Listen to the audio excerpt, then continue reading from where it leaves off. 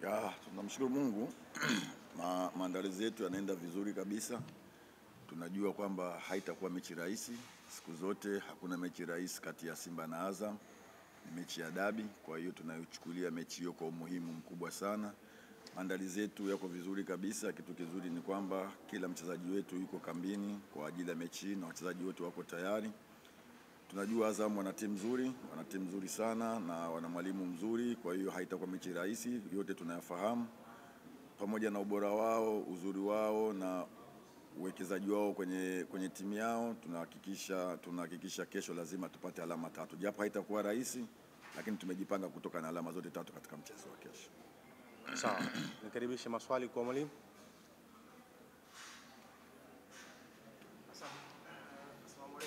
Wa alaykum salaam.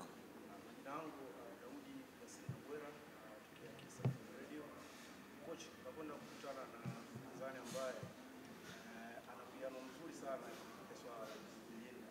Anakuwa na takriban wachezaji 6 kwenye mstari wake wa ulinzi.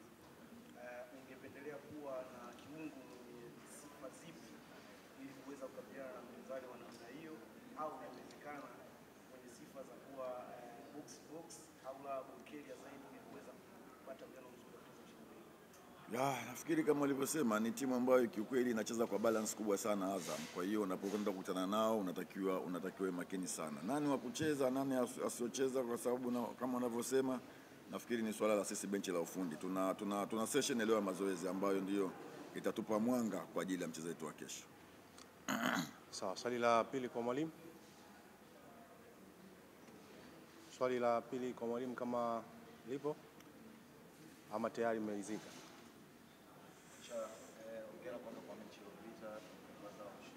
Asante sana.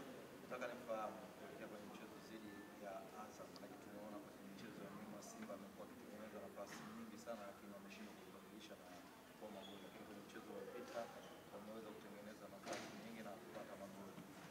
Kitu gani ambacho umefanya kuelekea kwenye mchezo huu kuhakikisha wana maintain hicho ambacho wamekionyesha, ambacho watu walikuwa wanapiga kelele lakini inaonekana kufanya kazi? Ni kweli tumekuwa na tatizo kubwa sana la kutumia nafasi.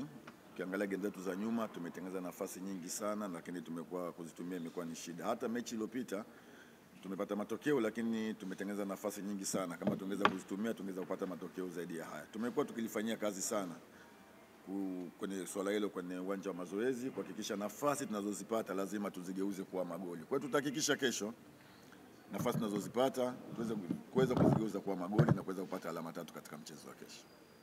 Sawa, swali la tatu na la mwisho kwa mwalimu.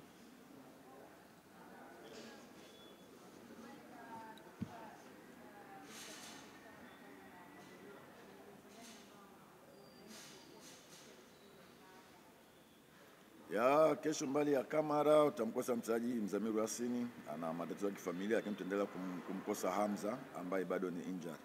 Wachezaji wote waliobaki tunashukuru Mungu, wote wako kambini na wako tayari kwa ajili ya mchezo wa kesho. Nikushukuru sana mwalimu, nikutakia kila la heri kwa mchezo wa kesho. Asante sana.